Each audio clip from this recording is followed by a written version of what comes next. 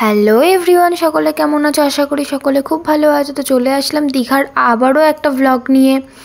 তো এটা হচ্ছে দীঘার সেই দিন যেদিন আমাদের বাড়ি আসার কথা ছিল। সেই দিন আমরা ভোরে উঠে মোহনা দেখতে গেছিলাম, দেন এসে এই পার্কে ঢুকেছিলাম। এই যে আই লাভ দীঘা জাস্ট অসাধারণ ছিল। সেইখানটায় আমরা অনেক ফটো তুলেছিলাম আর ফটোগুলো সব তুলে দিয়েছিল সুখদেবদা।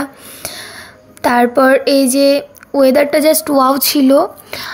তারপর আমরা দুজনে চলে গেলাম এই দিকে। দেন ও লক্ষ্মীর ভাণ্ডারের কাছে বলছে আমার দুটো ছবি তুলে দাও। তারপর ওকে ছবি তুলে দিয়ে আমাকে বলছে তুমিও যাও। তারপরে এই যে আবার বেরিয়ে পড়লাম ঘুরতে।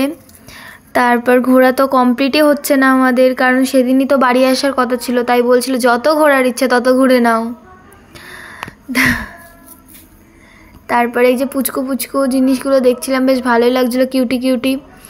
দেন ভালো করে ঘুরে টুরে নিয়ে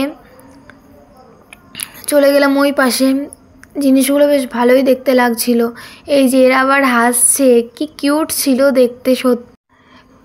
সত্যি খুব এনজয় করেছে দীঘাতে গিয়ে।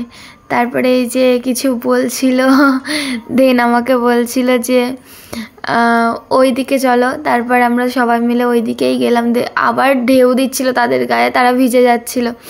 তারপর এই যে আই লাভ দীঘার কাছে এসে কটা ফটো তোলা হলো।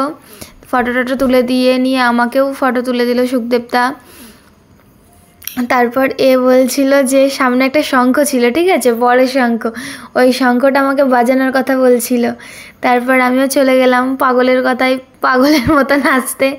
দেন চলে আসলাম বিশ্ব বাংলার এইখানটায়। তারপরে যে সুখদেবদা কতগুলো ফটো তুলে দিয়েছিল, জাস্ট অসাধারণ হয়েছিল।